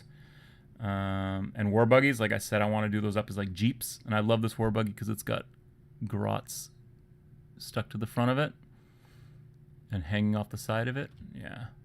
And Rhinos. Yeah, I've got a Rhino, which I will be using because Blood Axes get free Rhinos. And then rules for robots. So there's three different types of, there's a number of different types of robots. 3 different types of robots that orcs can use. And Tyler asked me about this yesterday. There's the Tin Boys, who you can see in this beautiful little picture down here, are the ones that the orcs build that look like their enemies, and they think it's funny to make their enemies fight Tin Boys, to make them fight themselves, because that's how orc humor works. And I also think there's a certain level of reverence for them. They're like, that guy's really good at fighting. I'm going to build my robot to look like that guy, because that guy kicks a lot of ass, right? So you get there's a Eldar Tin Boy, there's an Orc Tin Boy, there's an Eldar Tin Boy, there's a Space Marine Tin Boy, and there's a Squat Tin Boy. I own all 3, and they will be in my Blood Axe army. Make no mistake about it. And I'm not sure how I'm going to paint them up yet, but I think when I do, I'm going to paint them up so that they look like whatever the Eldar that I have for Logan's World look like. So my Eldar may be painted up like Alex's Eldar, my Eldar Tin Boy.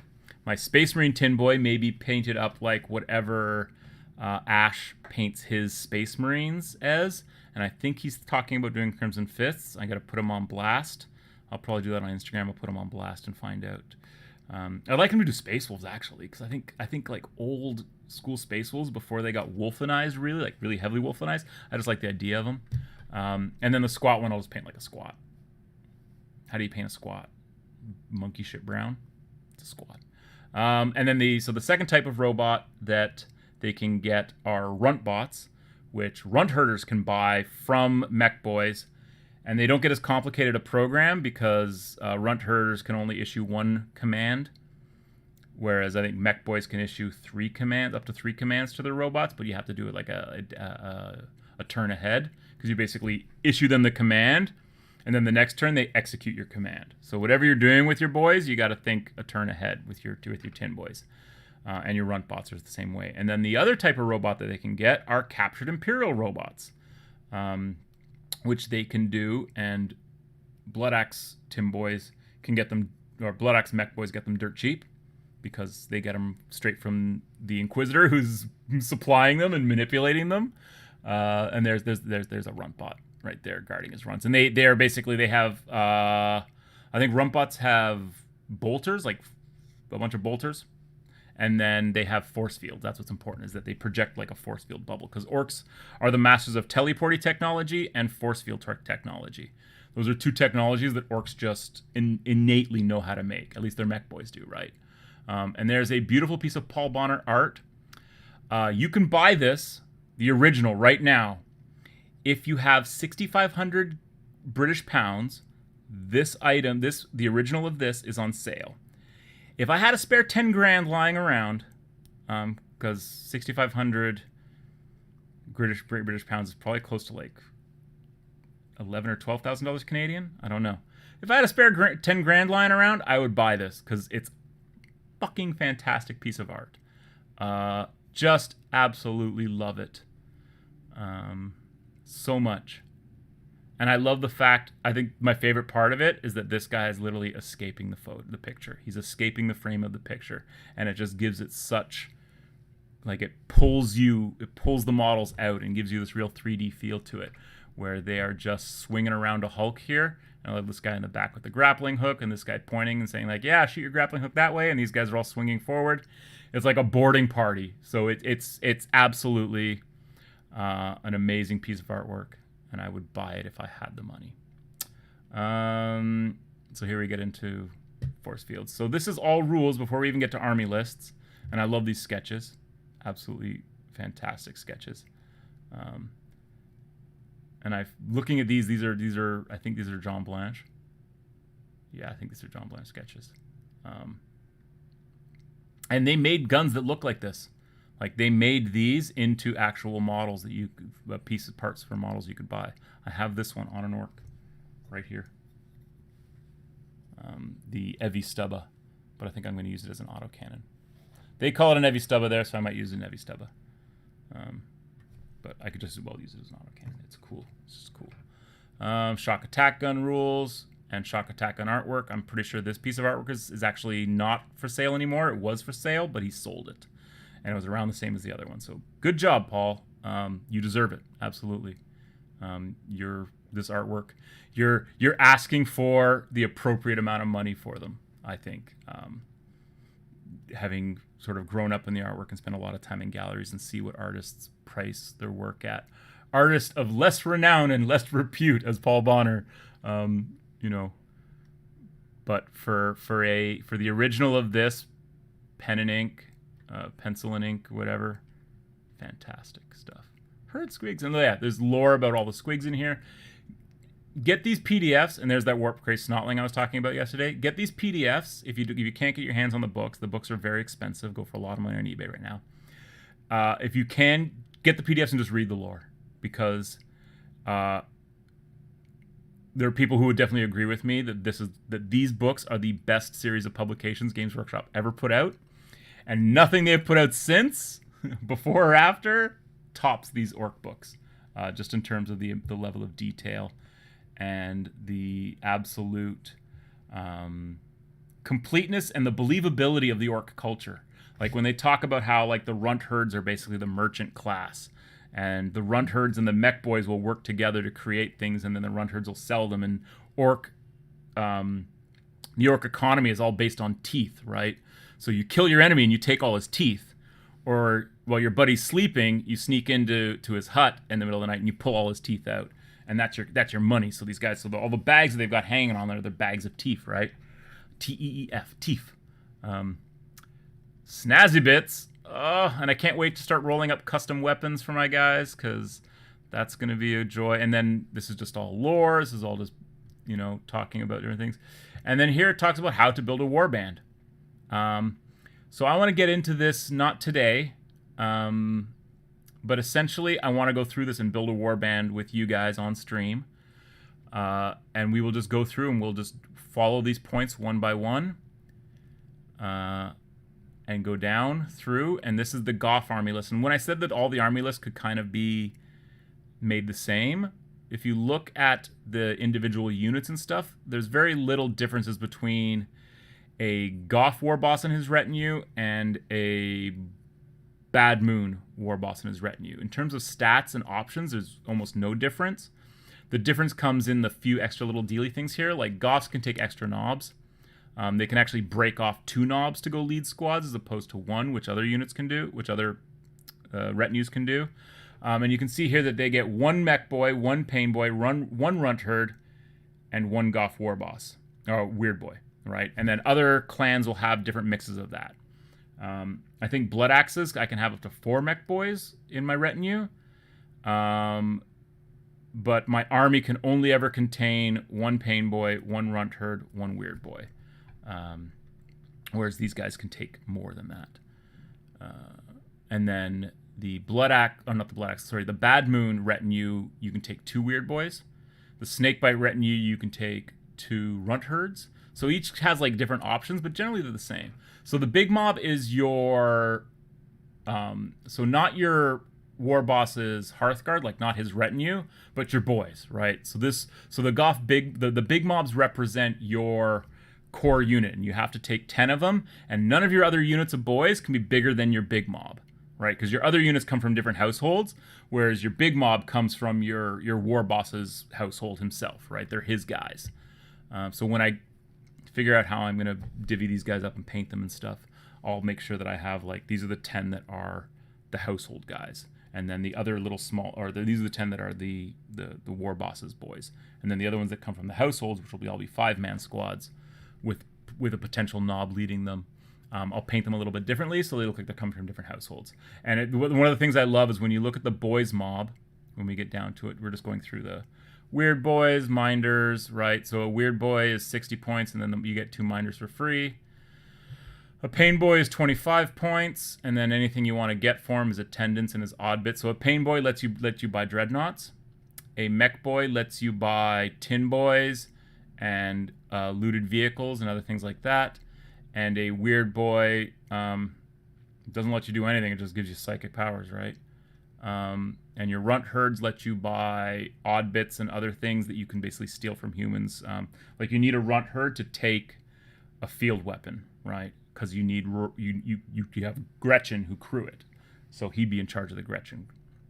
And here's your Goth boys mob. So here's essentially your core mob, and you got 4 orcs and then another orc with a heavy weapon, and then as many more orcs as you want. But this unit cannot be bigger than your big mob.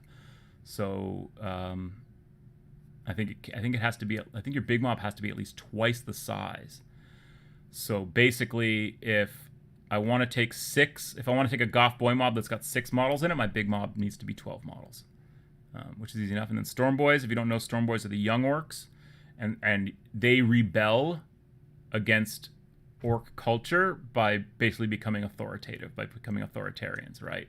And they march in line, and they follow orders, and they're basically, and eventually they grow out of it and become regular orcs. But orc youth are like the opposite of human youth. So human youth teenagers will rebel by doing crazy shit, and orc youth will rebel by being orderly and disciplined, right?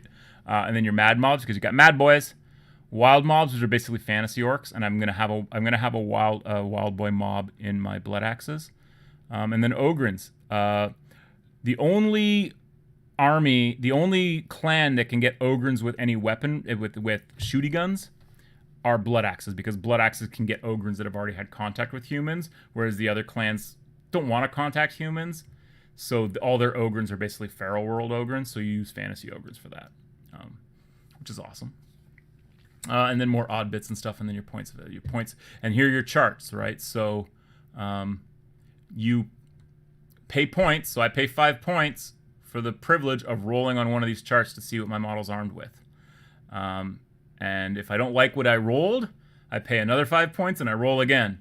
But every time I pay for that roll, those points are added to his total. So there is no concept, no illusion of balance in this game, which I think is fine. And I'll roll up some of this stuff and see what I'm able to do. And if I can't do it, if it gets to the point where I'm rolling up and I'm unable to actually make models in my collection, because it says very specifically to re-roll if you don't have models in your collection that fit this, then I will do so, and I'll just fudge it. And eventually we'll end up with an army list, but we'll do that on stream. You and me together. It's best buds. So let me check in on the chat here and see how things are going. Nothing. So let's go back and keep talking about. So here's the first incarnation of Gazkul, but he wasn't Gazkul Thraka. He was Gazkul Tarknash, which was Andy Chambers' Goth warband. So a lot of people consider this model to be the first Gazkul, even though officially this is the first Gazkul. Officially. That blister that I was waving around, that I just dropped, I'll hold that up to the camera there. You can see the Goth boss inside there. That is, oh, where's the color section in here? 157. Oh, maybe anyways, well, now we're on to snake bites. Where'd that sample mob go? Maybe I'm thinking, oh, anyways, there was a color section that showed Gazkul Mag Uruk Thraka. You can see it right here. There's his name, Gazkul Mag. So it is the original, it's the first Gazkul, and they used, and NA Chamber used that model, because this model is obviously, if you don't know, this model is a 2nd edition model. But sculpted around during the same time period as most of the clan orc stuff would have been done. So he would have been done as the big bad special character, because 2nd edition was all about special characters, for sure. So then we get into the snake bites, and again, when you go through the snake bite army list, you'll see that generally it's the same. So they could have taken all the clan lists and just made one orc list, and then made addendums to them and said, so this is what you change if you're playing Goths, this is what you change if you're playing snake bites, this is what you change if you're playing Blood. Instead, they did separate lists for everyone, which is why it's split over 2 books. And that's pretty cool, because again, it just helps you give you sort of your personalized things. And again, they have different charts, so there are some weapons that, like the chances of getting some weapons, like I think Bad Moons on the ranged weapon chart have a much higher chance of getting plasma weaponry than anyone else, because they can afford it, because they're Bad Moons, and their teeth grow so fast, right? And they're also treacherous and sneaky, and they'll steal your teeth in your sleep. That's what happened to me. And they'll do it to you. Gretchen, I love Gretchen because they have amazing rules. First thing, your Gretchen mob is any number of models. You could have a single grot. This is a single grot. He's 5 points. Got a blunderbuss. They have to pick an orc unit. When you deploy them, you pick an orc unit within 6 inches of them, and they do whatever the orc unit does. So if the orc unit moves and shoots, the grots will move and shoot. If the orc unit charges into close combat, the grots will charge into close combat, because the grots basically just they just mimic the orcs, right? Because again, they're not there for anything other than just to have some extra little bits of fodder. Wild mobs, snake bites, wild mobs. I think maybe the boar mount might be exclusive to snake bite wild boys. So again, there's a few little tweaks here and there. Let's get down to it. So here we go, more sample list. Here we go, blood axes. So you can see, what do I need for my blood axe army? Well, I need 1 war boss. Well, I got a war boss. For now, I'm using this guy. I like him as a war boss. I also like him as a big knob, like a high level knob. Basically, a clan boss is what they're called. But he's a cool model enough that I would use him as my war boss. And he's a single piece metal, which almost my entire Blood Axe army is going to be, is single piece metal, as opposed to, this is the other Blood Axe boss that I have, as opposed to him. And I need a war boss's retinue, which means a minimum of 5 knobs. I'm going to have 7 knobs, a mech boy, and a pain boy, and my advisor, who of course is the man, the myth, the legend, Inquisitor Kafka Dosadi himself, will be my human advisor, so he'll actually be in my war boss's retinue. 1 big mob, which again is you have to be 10 or more boys, and then boys mobs, each consisting of 5, which can be bigger, but for every boy you add to the boys mob, you have to add 2 to the big mob. It's got to be twice the size. And then you can have more knobs, and you get basically as many knobs as you have boys mobs. You get loose knobs to lead them or to do their own thing. So I'm going to have 3 squads. I'm going to have my big mob, which does not entitle me to a knob, and then 3 regular squads of boys, which will entitle me to 3 extra knobs. So 2 of those squads will have knobs leading them, and then the 3rd squad will be knobless because that will be the knob, that will be the commissar, the knob in the buggy. So he will actually come from one of those households that he leads, but he rides around on a buggy. And look at that. So odd boys. So I can take some odd boys, which are that's extra odd boys are extra weird boys, extra pain boys, mech boys, and runt herds. Blood axes can only ever have 1 runt herd, no matter what. And I don't know why, because it actually prevents you from being able to take a lot of the looted field artillery and like those odd bits that runt herds entitle you to take. Blood axes can't take them, even though they should be able to take them, because especially if it's looted Imperial stuff, I should be able to get lots of it, right? But I can't, because I can only have 1 runt herd. Imperial Guard, take an Imperial Guard squad. Human Adventurers, I'm going to have a Human Adventurer squad. And then the Ogren mob. Ogrins, it's like an all or nothing thing with Ogren when I show you the Ogren data sheet. Essentially, to include Ogrins in your army, Ogrins are mercenaries, and they just show up, and you got to hire them all. So how many ever show up, you have to hire. And you roll a d10 to see how many that is. So if your intention is to take Ogrins, you need 10. Because you roll a d10, and that's how many Ogrins show up for battle, and that's how many Ogrins you have to field. Because you either pay for all of them, or you pay for none of them. So you can roll and say, okay, let's see if I can get any Ogrins. And you roll a 2, and you go, awesome, 2. I own 2 Ogrins, I can take 2 Ogrins.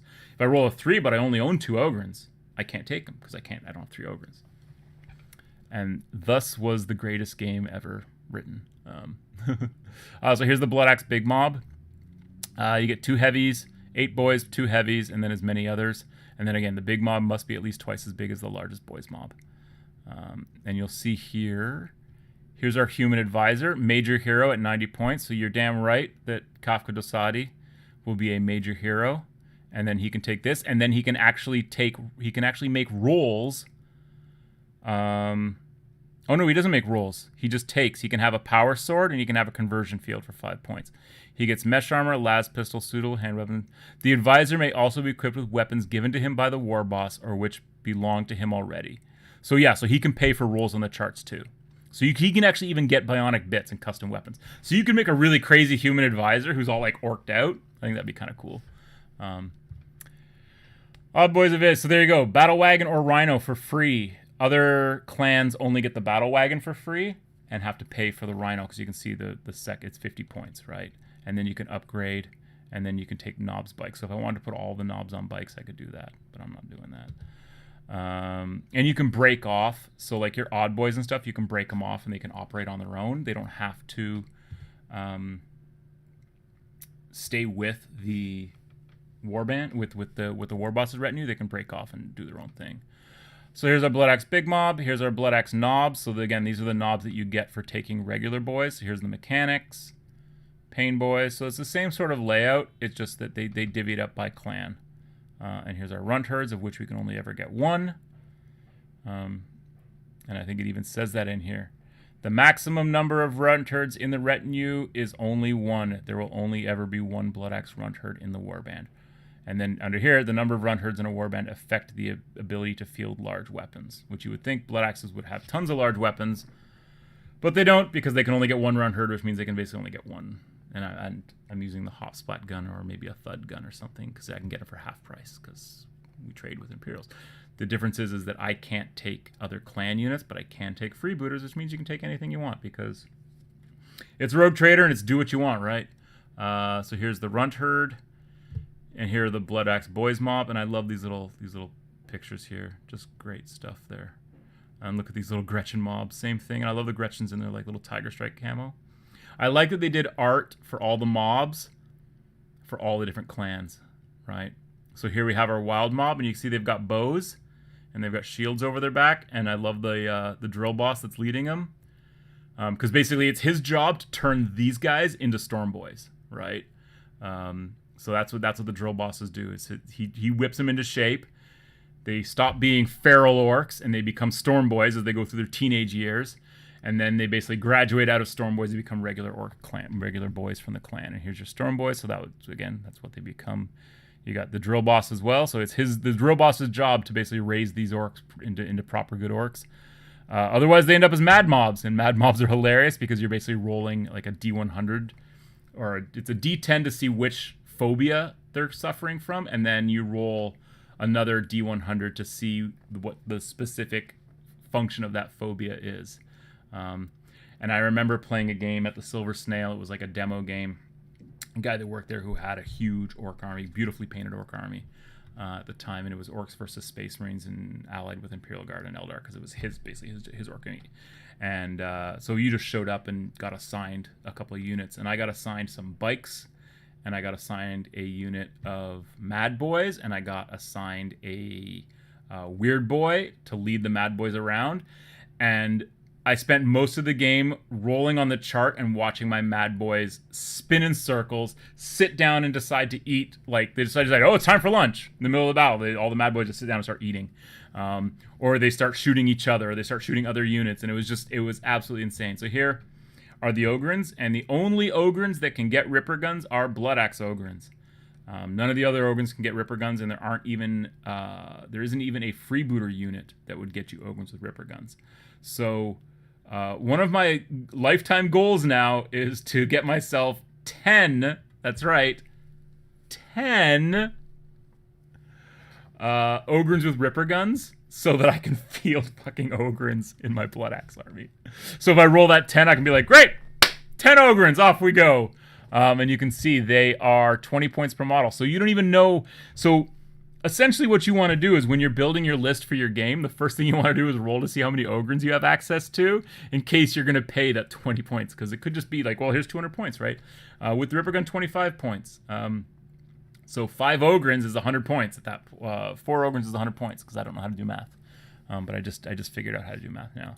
Anything going on in the chat? Nope. All right, back to this. Imperial Guard Squad, which is essentially just an Imperial Guard Squad out of the basic Imperial Guard list, which is 7 guys with las guns, a guy with a las cannon, a guy with a grenade launcher, and your sergeant with a las pistol and chainsword. So again, your standard Imperial Guard Squad.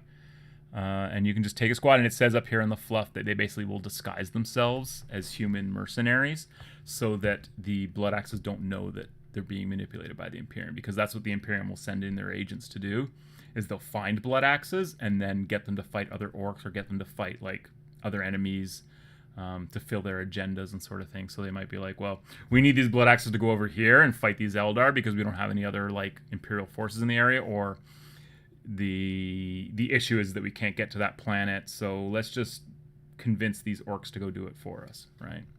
So, and then they'll often send along Imperial Guard. And then Human Adventurers! Yay, Human Adventurers! I'm so excited for Human Adventurers because this is really what the root of 40k, when you look at like those early Imperial mercenaries, or the early like human mercenaries, and the Bob Ollie space pirates, and some of the other adventurers and space pirates that Citadel was pumping out in early Rogue Trader, that's this, right? Like these guys, so you get 4 mercenaries armed with a las gun or an autogun. You can have a mixture. Fantastic.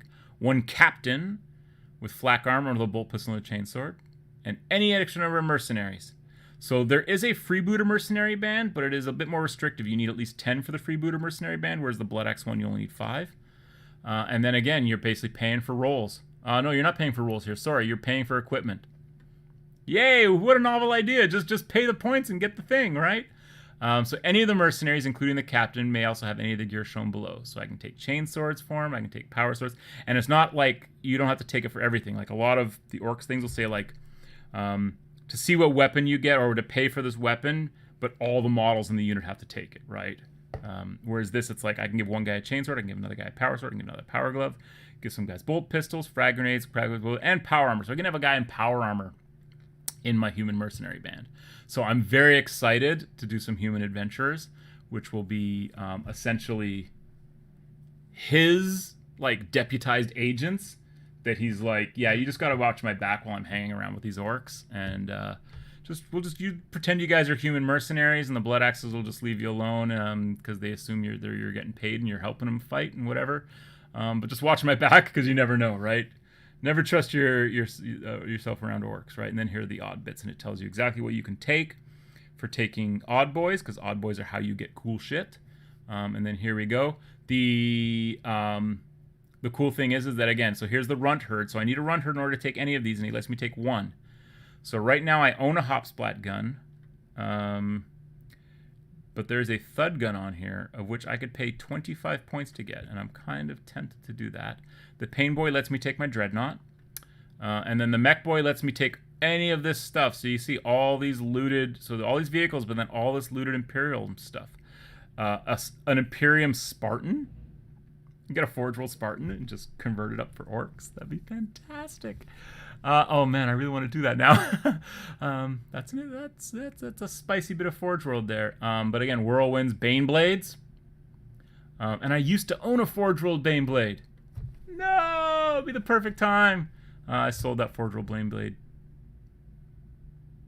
20 years ago. I sold that Forge World Baneblade 21 years ago. I think I got it in 2000, 2001, so 18 years ago or so. I only owned it for a short amount of time. But I could get a plastic one. I could get a plastic Baneblade and loot that. Although, to make this period accurate, really what I need to do is track down an armor cast Baneblade.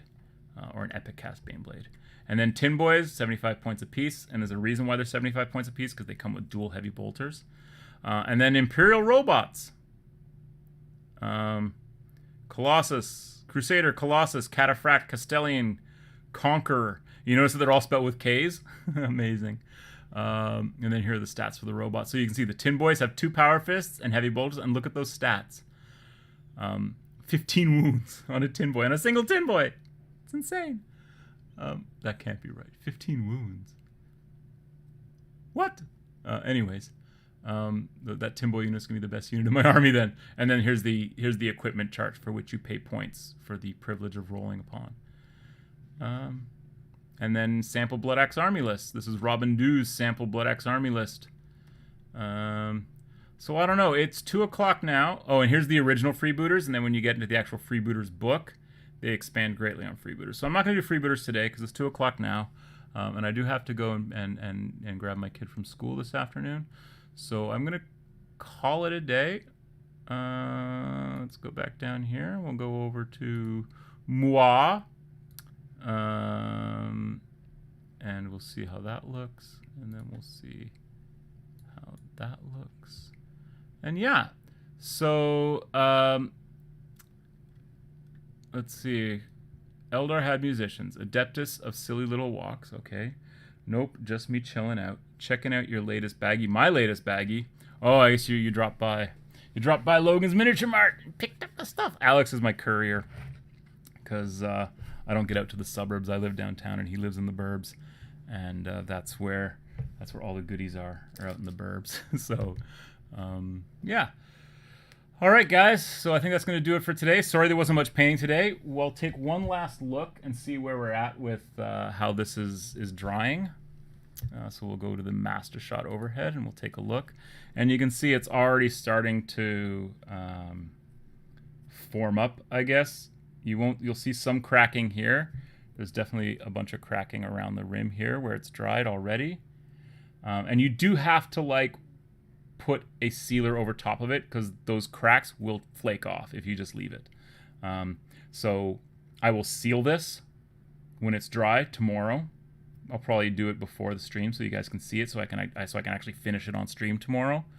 I need to glue the cork stuff, and then I will seal it, and the seal will probably be like a brush-on sealer, like this, Reaper brush-on sealer, mixed with some wash of some type, probably the Universal Awesomeness of Agrax Earth Shade. So I'll probably take some Agrax Earth Shade, drop in a little bit of, may even use a little bit of gloss varnish, just because you want to seal it down, right? And then once it's sealed, I can finish painting it, and then I can finish this model, because I think he looks awesome, and I love this Dreadnought. Even though he's totally not Blood Axe-y looking, I don't care. He's big and red and cute, because like I said, I painted this before I decided that I was going to do Blood Axes. I just wanted to have a big red Dreadnought, because I thought it would look great. So that's that. So yeah, calling it there, calling it a day. I hope you guys have a rest of your day is good, and with that, and we'll see you back here tomorrow for the Thursday stream. Same orc time, same orc channel.